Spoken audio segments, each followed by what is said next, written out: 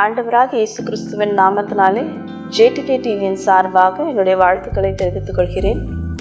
இன்றைய வேத வசனம் லூக்கா 12ஆம் அதிகாரம் 15ஆம் வசனம்.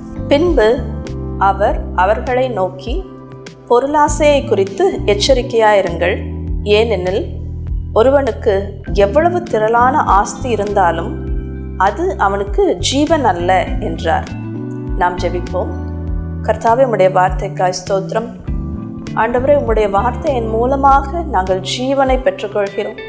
உம்முடைய வார்த்தையே எங்களுக்கு ஜீவனாக இருக்கிறது. அதிகாலையிலே ஆண்டவரே, உம்முடைய கிருபை புதிதாக இருக்கிறது. உம்முடைய கிருபையை இந்த நேரத்தில் நாங்கள் பெற்றுக்கொள்ள நீர் கிருபை தாரும். ஒவ்வொரு நாளும் புதிய கிருபையை நீர் கொடுத்து கொண்டே இருக்கிறீர். ஆண்டவரே, இந்த நேரத்திலேயும் ஆண்டவரே, எவ்வளவு கிருபையை நாங்கள் பெற்றிருக்கிறோம். ஆனாலும் இன்னும் புதிய கிருபைகளை நீர் ஊற்றும். இன்னும் புதிய ஈவை நீர் ஊற்றும். உம்முடைய இரக்கங்களுக்காக காத்திருக்கிறோம். நீர் விடுவிப்பீர் என்று காத்திருக்கிறோம். கண்ணீர், துன்பம், கஷ்டங்கள், வேதனைகள் என்று எல்லாவித காரியங்களிலிருந்தும் நீர் விடுதலை கொடுப்பீர் என்று நாங்கள் காத்திருக்கிறோம். இது பெற்றுக்கொள்ளும் நேரம். உம்முடைய வார்த்தையை தியானிக்கும் பொழுது நாங்கள் பெற்றுக்கொள்கிறோம். ஈவுகளையும் கிருபைகளையும் உம்முடைய இரக்கங்களையும் விடுதலையையும் ஞானத்தையும் உம்முடைய அன்பையும் பெற்றுக்கொள்கிறோம். இந்த நேரத்திலையும் நாங்கள் பெற்றுக்கொள்ள நீர் கிருபை தாரும். எங்கள் இருதயத்தை திறந்தருளும். உன் வாயை விரிவாய் திற என்று நீர் கட்டளை ஏற்றிருக்கிறீர். எங்கள் இருதயத்தை நாங்கள் விரிவாய் திறக்க நீர் கிருபையை தார். உம்முடையமிருந்து பெற்றுக்கொள்ள நீரே உதவி செய்யும். ஆண்டவராகிய இயேசு கிறிஸ்துவின் மூலமாய் ஜெபம் கேளும் பிதாவே, ஆமென். லூக்கா 12ஆம் அதிகாரம் 15ஆம் வசனம். எது ஜீவன் அல்ல என்று ஆண்டவராகிய இயேசு கிறிஸ்து கற்பிக்கிறார். இது ஆண்டவராகிய இயேசு கிறிஸ்துவின் வார்த்தை. அவர் கூறுகிறார், பின்பு அவர் அவர்களை நோக்கி, பொருளாசையை குறித்து எச்சரிக்கையாயிருங்கள்.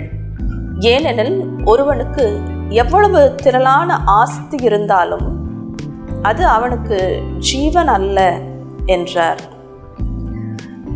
எது ஜீவன், எது ஜீவன் அல்ல என்பதை நாம் புரிந்து கொள்ள வேண்டும். It is very important for our life. We are living in this world. வாழ்விற்கு எது முக்கியம், எது அவசியம், எது முதன்மை என்பதை ஆண்டவராகிய இயேசு கிறிஸ்து கற்பிக்கிறார். உலகமும் கற்பிக்கிறது. And there's always a clash between the teachings of the Lord Jesus Christ and the teachings of the world. எது ஜீவன் அல்ல என்று ஆண்டவராகிய இயேசு கிறிஸ்து கற்பிக்கிறார். இந்த உலகத்தின் பொருட்கள் அது ஜீவன் அல்ல என்று ஆண்டவராகிய இயேசு கிறிஸ்து கற்பிக்கிறார். நாமும் உடனடியாக கூறுவோம், அது எனக்கும் தான் தெரியுமே, பொருட்கள் ஒன்றும் நம் வாழ்வல்ல, அது ஜீவன் அல்ல என்று எனக்கும் தெரியும் என்று ரட்சிக்கப்பட்டவர்களும் கூறுவார்கள், உலகத்தாரும் கூறுவார்கள். We know it. We know it as a statement. We know it as theory. ஆனால் நம்மளுடைய வாழ்க்கையில், நடைமுறை வாழ்க்கையில் நாம் அப்படி செயல்படுறோமா? இந்த பொருட்கள் எனக்கு ஜீவன் அல்ல என்று செயல்படுகிறோமா? வாழ்வை பார்த்தால் இந்த பொருட்கள் தான் எனக்கு ஜீவன் என்பது போலத்தான் நாம் வாழ்ந்து கொண்டிருக்கிறோம். நம் வாழ்வு, the decisions that we take, the words that we speak, our thoughts, our likes, our dislikes, our opinion, எதை ஆராய்ந்து பார்த்தாலும் பொருள்தான் எனக்கு ஜீவன் போலத்தான் நாம் இந்த உலகத்திலே ஜீவிக்கிறோம். ஒரு நாள் முழுவதுமாக நான் எதை சிந்தித்து கொண்டிருக்கிறேன்? இதை ஆராய்ந்து பார்த்தால் நமக்கு தெரியும் எது எனக்கு ஜீவன் என்று. எது எனக்கு ஜீவனோ அதையே நான் நாள் முழுவதும் சிந்தித்து கொண்டிருக்கிறேன். I rely on it. I live in it. I walk by it.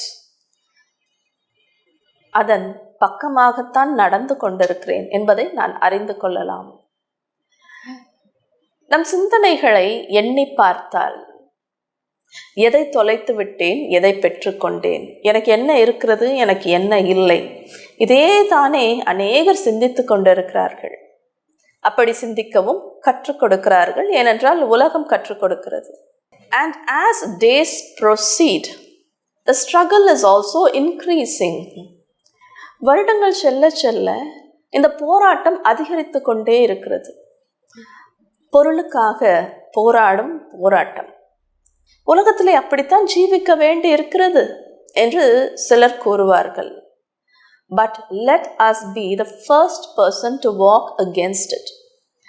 உலகத்தில் இப்படித்தான் போராட வேண்டி இருக்கிறது. நாம் சேர்ந்து கொள்ள, இந்த உலகத்தின் காரியங்களிலே சேர்ந்து கொள்ள, to have a place in the world, we are struggling to increase what we have. இந்த உலகத்தாருடன் நான் சேர்ந்து கொள்ள, இந்த உலகத்திலே எனக்கும் ஓர் பங்கை, ஒரு இடத்தை நான் பெற்றுக்கொள்ள நான் போராடுகிறேன். அப்படி எனக்கும் ஒரு இடத்தை நான் பெற்றுக்கொள்ள பொருளுக்காக போராட வேண்டிய அவசியம் இருக்கிறது. I'm running after things because I want to be included. பொருட்களை சம்பாதித்து கொள்ள பிரயாசப்படுகிறோம், சேர்ந்து கொள்ள. I want to be in the group. It's like a peer pressure. இந்த உலகத்திலே போராட வேண்டிய அவசியம் இருக்கிறது. உண்மைதான். உலகத்தாருக்குள்ளாக ஒரு இடத்தை நான் பெற்றுக்கொள்ள பொருட்கள் எனக்கு அவசியமா இருக்கிறது. நான் இதை வைத்திருக்கிறேன், அதை வைத்திருக்கிறேன் என்பதை நான் காண்பிக்க, to prove myself, it is becoming very important, and that struggle is real and the struggle is increasing. ஆனால் இந்த உலகத்தில் இந்த போராட்டம், இந்த ஆராய்ச்சி, யார் எதை வைத்திருக்கிறார்கள் என்ற இந்த ஆராய்ச்சி அதிகரித்து கொண்டே இருக்கிறது. மனிதனுடைய உள்ளமும் ஒருவரை பார்க்கும்போது அந்த மனிதனை பார்க்காமல் அவன் எதை வைத்திருக்கிறான், என்ன பொருட்களை சம்பாதித்துக்கிறான், what does he possess, what are his possessions என்பதை ஆராய்ந்து பார்க்கும் அளவிற்கு நம் உள்ளம் மாறிவிட்டது. our heart is polluted. எல்லோரும் அப்படித்தான் இருக்கிறார்கள். அந்த நாட்களிலேயும் ஆண்டவராகிய இயேசு கிறிஸ்து தன்னுடைய ஊழியத்தை செய்த அந்த நாட்களிலும் எல்லோரும் ஒரு விதமாக இருந்தார்கள். ஆண்டவராகிய இயேசு கிறிஸ்துவோ நேர்மாறாக ஜீவிப்பதை நான் பார்க்கிறோம். the right kind of life, and he had opposition, but he did not shrink. அதே போல இன்றைக்கும் நான் மாத்திரம் நேர்மாறாக நடந்தால் we will also have opposition. அநேகர் எதிர்ப்பார்கள். நான் சேர விரும்பும் இடத்துல எனக்கு இடம் கிடைக்காமல் இருக்கலாம். நான் விரும்பும் நபர்களுடைய உள்ளத்திலே எனக்கு இடம் கிடைக்காமல் இருக்கலாம். I might not be included and the peer pressure is real. ஆனாலும் ஆண்டவராகிய இயேசு கிறிஸ்துவின் போலவே சரியான காரியங்களுக்காக நாம் எழுந்து நிற்க வேண்டும். We have to walk against the flow. அப்படி இருந்தால் தனிமையாக இருப்பேனே, ஒருவேளை தனிமையாக இருந்தாலும் அநேகர் சேர்ந்து கொள்வார்கள். Everybody is looking for a person who is walking against the flow. அநேக உள்ளங்களுக்கு இன்றைக்கு தெரியும் நம் எண்ணங்கள், நம்மளுடைய அபிப்பிராயங்கள், our opinions, our thoughts, our attitude, it's all wrong. We've got it all wrong. Our life, our behavior is against the word of God. தேவனுடைய வார்த்தைக்கு நேர்மாறாக இருக்கிறதே என்று அநேகர் உள்ளத்திலே எண்ணிக்கொண்டுதான் இருக்கிறார்கள். But they are afraid to voice it out. வேதத்தை தியானிக்கும் பொழுதெல்லாம் நமக்கே தெரிகிறது நம் வாழ்வு தேவ வார்த்தைக்கு நேராக இல்லையே, எதிர்மாறாக இருக்கிறதே என்று நமக்கே தெரிகிறது. ஆனாலும் பயந்து நிற்கிறோம். யாராவது ஒருவர் எழுந்திருத்தால் நான் கூட சேர்ந்து விடுவேன் என்று அநேகர் எண்ணிக்கொண்டிருக்கிறார்கள். Let us be the first person to walk against the flow, and many people will join us. Many people will follow, like the disciples followed the Lord Jesus Christ. Like many other people apart from the 12 disciples who followed the Lord Jesus Christ. ஆண்டவரை அநேகர் பின்தொடர்ந்தார்கள். They were all waiting for that light. எழுந்திரு, உன் ஒளி வந்தது என்ற அந்த வாக்கு நிறைவேற அநேகர் காத்திருந்தார்கள். அந்த ஒளிக்காக காத்திருந்தார்கள். They were waiting to follow. They were eager to follow. நாமே வேதத்தை தியானிக்கும் பொழுதெல்லாம் நாம் வருந்துகிறோம். என் வாழ்வும் இந்த தேவ வார்த்தை சொல்லப்பட்ட அந்த வாழ்வும் நேர்மாறாக இருக்கிறது. It's like the opposite side என்று நாம் எண்ணி இருக்கிறோம், வருந்த இருக்கிறோம். But we come and look into the world and they are flowing in one direction. ஆனால் நாம் முதல் நபராக மாறுவோம், to walk against the flow. ஏனென்றால் இங்கு ஜீவன் இல்லை. முதலாவதாக எது ஜீவன்? ஆண்டவராக இயேசு கிறிஸ்துவே வழியாக, சத்தியமாக, ஜீவனாய் இருக்கிறார் என்று தேவ வார்த்தை கூறுகிறது. He is the life, He is the way, He is the truth. That's what the word of God says. அவரே வார்த்தை என்று அவரை நாம் பின்தொடர்கிறோம். ஆனால் ஜீவன் அல்ல என்று ஆண்டவராக இயேசு கிறிஸ்துவே கூறும் ஒரு குணாதிசயம். இந்த குணாதிசயம் என்னிலே இருந்தால் நான் எதற்கு நேராக நடந்து கொண்டிருக்கிறேன்? மரணத்திற்கு நேராக நடந்து கொண்டிருக்கிறேன். The opposite of life is death. இது ஜீவன் அல்ல. பின் எண்ணி பார்த்தால் அனைவருமா, நான் தெரிந்து கொண்ட அனைவருமா மரணத்திற்கு நேராக நடந்து கொண்டிருக்கிறார்கள்? பொருட்களை சேர்த்து கொள்ள பிரயாசப்படும் அனைவருமே மரணத்திற்கு நேராக நடந்து கொண்டிருக்கிறார்கள். They have chosen death. They have not chosen life. ஆகவே அவர்களே எண்ணி பார்க்கிறார்கள், என்னுடைய வாழ்வு ஏன் இப்படி காய்ந்த காடை போல இருக்கிறது என்று எண்ணுகிறார்கள். Their life is dry. Their life is like a desert. There's nothing peaceful, nothing bright. எண்ணி பார்க்கும் பொழுது, தனியாக சற்று எண்ணி பார்க்கும் பொழுது இதில் என்ன பயன் என்று அவர்களே கூறுவார்கள். இந்த பொருட்களிலே என்ன பயன்? எதற்காக இப்படி ஓடுகிறார்கள்? And I'm also running behind it. There's no worth and there's no value, they will say. சற்று எண்ணி பார்த்தால் அவர்களே கூறுவார்கள், அறிந்து கொள்வார்கள், இதில் ஒன்றுமே இல்லையே என்று. ஏன் இப்படி என் வாழ்வு இருளாய் தோன்றுகிறது? ஏன் அதிருப்தியாய் இருக்கிறது? ஏன் என்னால் அமைதலாக அமர்ந்திருக்க முடிவதில்லை என்று அவர்களே உணர்ந்து கொள்வார்கள். இங்கு ஜீவனே இல்லையே என்று பொருட்களுக்கு பின்னாக ஓடிக்கொண்டிருப்பவர்கள், இந்த உலகத்திற்கு பின்னாக ஓடிக்கொண்டிருப்பவர்கள் அவர்களே கூறுவார்கள், my life is dry, my life is dead, my life seems to be dead, my heart seems to be dead. என்னுடைய இருதயம் செத்தது போல இருக்கிறதே, வாழ்வும் அப்படித்தானே இருக்கிறது என்று அவர்களே சாட்சி கூறுவார்கள். சற்று எண்ணி பார்ப்போமே. பொருட்களை வாஞ்சிக்கும் இருதயம் செத்த இருதயம் போல இருக்கிறது. ஏனென்றால் அங்கே ஜீவன் இல்லை. ஜீவன் இல்லாததை இவர்கள் தேடிக்கொண்டிருக்கிறார்கள். ஆண்டவராகிய இயேசு கிறிஸ்து லூக்கா 12:15 மாத்திரம் இப்படி கூறவில்லை. இந்த அதிகாரம் முழுவதுமே நாம் தியானித்து பார்த்தால் பொருட்களுக்கு பின்னாக ஓட வேண்டாம், அது ஜீவன் அல்ல என்றுதான் தேவன் கூறுகிறார். ஞானி கூறுகிறார், பிரசங்கி 5:10 பணப்பிரியன் பணத்தினால் திருப்தி அடைவதில்லை, செல்வப்பிரியன் செல்வ பெருக்கினால் திருப்தி அடைவதில்லை, இதுவும் மாயையே. 11 பொருள் பெருகினால் அதை தின்கிறவர்களும் பெருகுகிறார்கள், அதை உடையவர்கள் தங்கள் கண்களினால் அதை காண்பதே அன்றி அவர்களுக்கு பிரயோஜனம் என்ன என்று கூறுகிறார். பிரசங்கி புஸ்தகத்திலேயும் பொருள் ஆசை, பொருளை தேடுவது மரணத்திற்கு நேராக என்பதைத்தான் நமக்கு கற்பிக்கிறது. In the Old Testament and in the New Testament, the desire of things is always abhorred. அது ஜீவனுக்கு நேராக நம்மை வழிநடத்த போவதில்லை. பணமும் பொருளும் அவசியமாக இருக்கிறது. பணத்தையோ பொருளையோ தேவன் வெறுக்கவில்லை. ஏனென்றால் தேவனே நம்மை அதை கொடுத்து ஆசீர்வதிக்கிறார். ஆனால் வேத வசனம் அந்த ஆசையை எதிர்க்கிறது. The attitude that follows things and money and the world.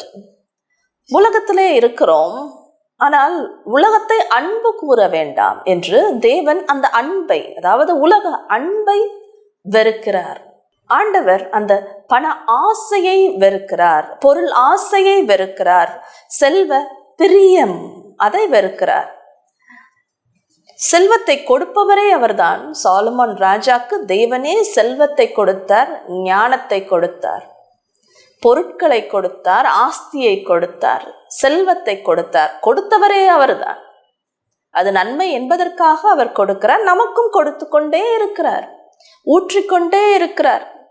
பொருட்களை பெற்றுக்கொள்கிறோம். ஆனால் இந்த பண ஆசையினால் பொருட்களை நாம் மற்றவர்களுக்கு கொடுப்பதில்லை. We don't like to share because of this desire. We don't like to give. We don't like to obey the Lord. இன்னும் நாட்கள் சென்ற பின் சரியாக செய்தவர்களே இந்த பண ஆசையினால் தவறான காரியங்களை செய்து விடுகிறார்கள். 1 தீமோத்தேயு 6ஆம் அதிகாரமும் கூறுகிறது, 10ஆம் வசனத்திலே, பண ஆசை எல்லா தீமைக்கும் வேறாய் இருக்கிறது என்று எழுதப்பட்டிருக்கிறது. அந்த ஆசையை நாம் வெறுக்க வேண்டும், அது ஜீவன் அல்ல என்று ஆண்டவராகிய இயேசு கிறிஸ்து கற்பிக்கிறார். லூக்கா 12ஆம் அதிகாரம் 15ஆம் வசனத்திலேயும் கூட ஆண்டவராகிய இயேசு கிறிஸ்து இப்படி கூறுகிறார், பொருள் ஆசையை குறித்து எச்சரிக்கையாயிருங்கள், ஏனெனில் ஒருவனுக்கு எவ்வளவு திரளான ஆஸ்தி இருந்தாலும் அது அவனுக்கு ஜீவன் அல்ல என்றார். பொருட்களை குறித்து எச்சரிக்கையா இருக்க வேண்டும் என்று தேவன் கூறவில்லை. பொருட்களை பெற்றுக்கொள்கிறோம், பொருட்களை கொடுக்கிறோம், and we share with people. தேவை இருப்பவர்களுக்கு பொருட்களை கொடுக்கிறோம். ஆனால் தேவனோ அந்த ஆசையை எல்லா இடத்திலையும் அந்த ஆசை வேண்டாம் என்று, அது ஆபத்து என்றும் அது ஜீவன் அல்ல என்றும் கூறுகிறார். ஆனால் இன்றைக்கு நம் ஆசைகளை ஆராய்ந்து பார்த்தால் உலக ஆசைகளாக இருக்கிறது. தாவீது ராஜாக்கும் ஆசைகள் இருந்தது. அவரோ தேவனுடைய பிரசன்னத்திற்காக ஆசைப்படுகிறார்.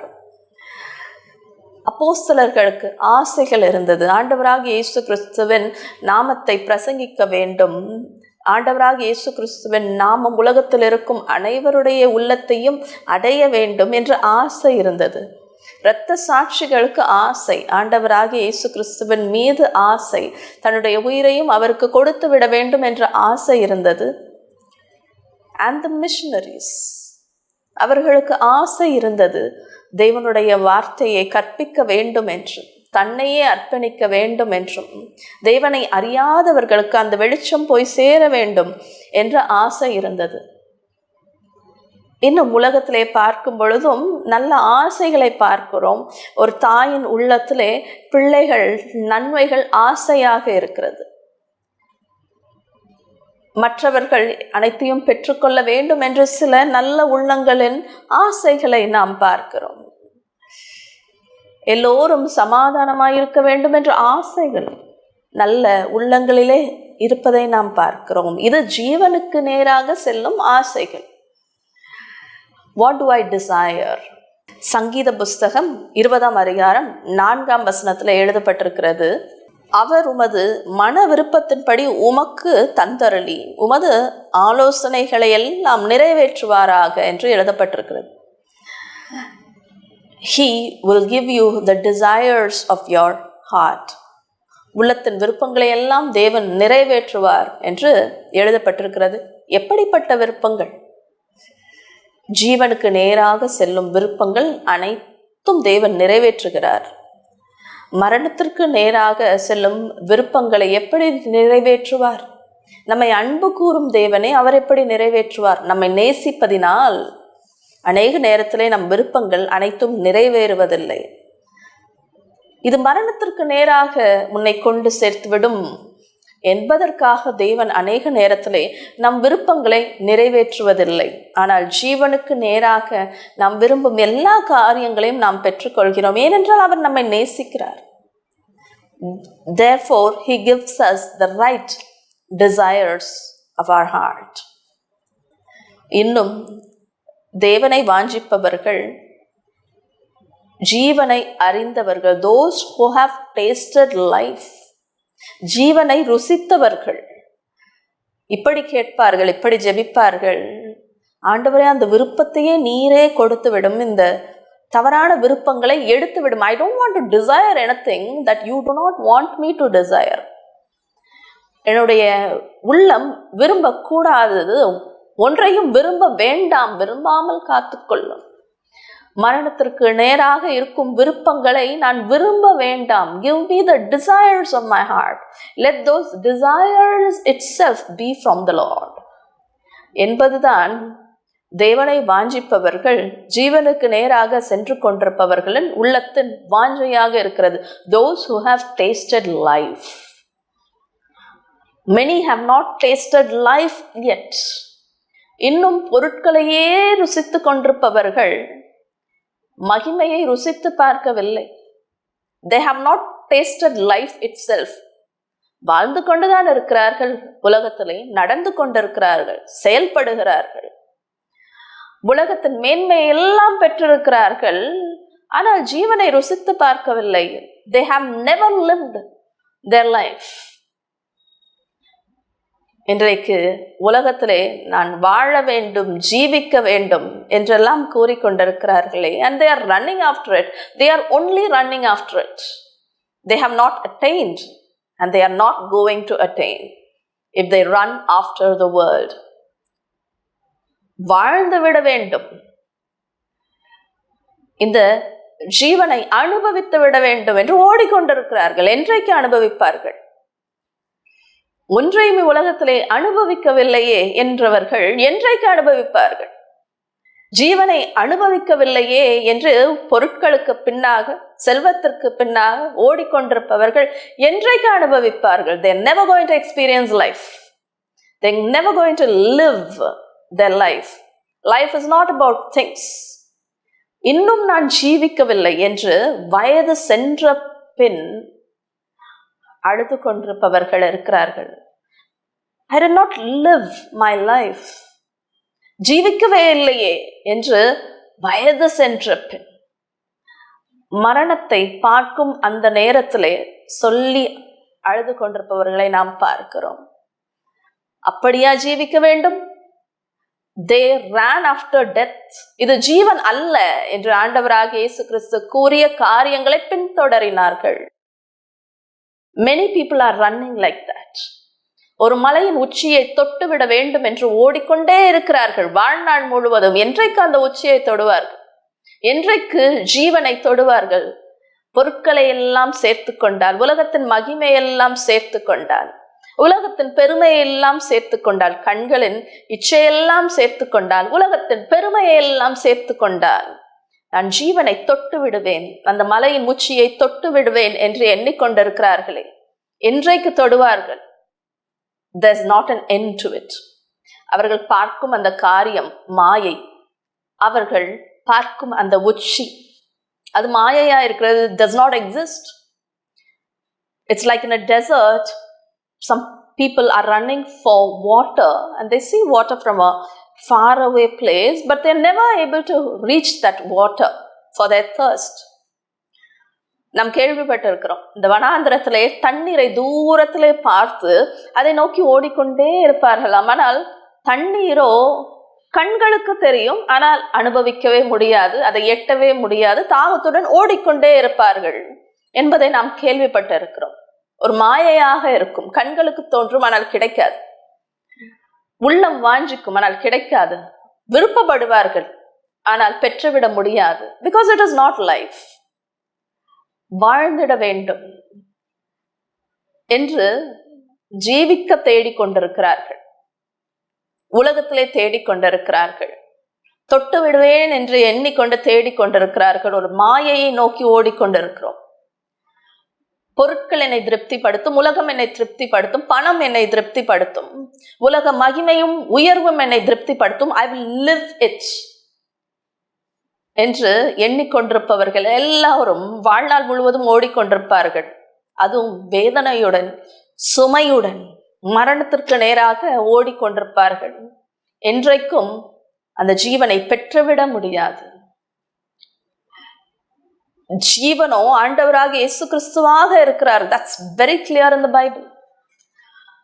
அவரை நோக்கி ஓடும் பொழுது, அப்போஸ்தலர் பவுலை போல நாமும் கூறிவிடுவோம், இது அனைத்தும் குப்பை என்றும் வீண் என்றும் எண்ணுகிறேன் என்று நாமே கூறிவிடுவோம், சாட்சி கூறிவிடுவோம். Those who have followed the Lord Jesus Christ as life, இவர்தான் ஜீவன், உலகத்திலே ஜீவன் அல்ல என்று உண்மையாகவே உணர்ந்தவர்கள், not with half your heart but with my entire heart, when I realize that this is not life, that this world is not life, that these things are not life, that this reputation and praise and flattery and beauty and glory of the world is not life, when I realize that, I start to live. அன்றைக்கு ஜீவிக்கிறோம், அன்றைக்கு நாம் ஜீவனை அறிந்து கொள்கிறோம், அன்றைக்கு நாம் ஜீவனை நோக்கி ஓடுகிறோம். And then we sit down beside still waters. தாவீது ராஜா கூறியது போல் அமைதல தண்ணீராண்டையில் வழி நடத்துகிறீர் என்று சாட்சி கூறுகிறாரே. ஜீவனை பார்த்தவர், உலகத்தின் பொக்கிஷங்களை பார்த்தவர் அப்படி கூறவில்லை. உலகத்தின் பிரச்சனைகளில் இருந்தும் மனிதர்களில் இருந்தும் தேவன் விடுவித்த பொழுதெல்லாம் அப்படி கூறவில்லை. தேவனை பார்த்தவுடன், தேவனை அறிந்து கொண்டவுடன், ஜீவனை அறிந்து கொண்டவுடன் தாவீது ராஜா இப்படி கூறுகிறார், நீர் என்னை அமைதலான தண்ணீர் அண்டையில் வழி நடத்துகிறீர் என்று கூறுகிறார். ஜீவனை உலகத்திலே ருசிக்காதவர்கள் எண்ணுகிறார்கள், இந்த பிரச்சனைகள் எல்லாம், இந்த பிரச்சனைகளில் இருந்தெல்லாம் எனக்கு விடுதலை பெற்றுக்கொண்டால் நான் ஒருவேளை ஜீவிக்கலாம் என்று எண்ணுகிறார்கள். ஆனால் நம் ஜீவனுக்கு தடையா இருப்பது இந்த பிரச்சனைகளோ சில மனிதர்களோ சில குறைகளோ அல்ல. நாம் ஜீவனை பின்தொடரவில்லை. We are running in the opposite direction. எதிர்மாறாதவைகளை பின்தொடருகிறோம், உலகத்தின் பொருட்களை பின்தொடரிக் கொண்டிருக்கிறோம், உலகத்தின் பெயரையும் இச்சையும் பெருமையும் பின்தொடரிக் கொண்டிருக்கிறோம். ஆகையால் ஜீவனை பெற்றுக்கொள்ளவில்லை. Where do I lack? Many people are searching for where we are lacking. எங்கே குறை? ஏன் இந்த உலகத்திலே திருப்தி இல்லை? ஏன் நான் ஜீவித்தது போலேயே எனக்கு தோன்றவில்லை என்று அநேகர் எண்ணிக்கொண்டிருக்கிறார்களே. காரணம் இதுதான். நேர்மாறாக இவர்கள் ஓடிக்கொண்டிருக்கிறார்கள், மரணத்தை தேடி ஓடிக்கொண்டிருக்கிறார்கள். சிலர் காலை எழுந்தவுடனே கூறுவார்கள், திருப்தியான ஒரு உறக்கமே இல்லை, very unsatisfied, I don't even feel like I slept, I still feel very tired. சரியாக உறக்கமில்லை, தூங்கவில்லை என்று கூறுவார்கள்.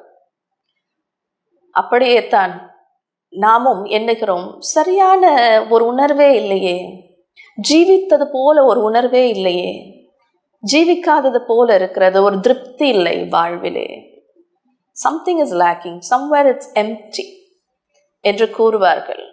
உலகத்தை விரும்புவதை நாம் நிறுத்திவிட்டு, உலகத்தை பின்தொடரி ஓடுவதை நிறுத்திவிட்டு ஜீவனை பின்தொடர்வோம். Let us run against the flow. Many people will watch our hearts and run after us. அவர்கள் நம் வெளிச்சத்தை பார்த்து, அந்த உள்ளத்தின் சமாதானத்தை பார்த்து, இவர்கள் எதை தேடுகிறார்கள் என்று அவர்கள் நோக்கி பார்ப்பார்கள்.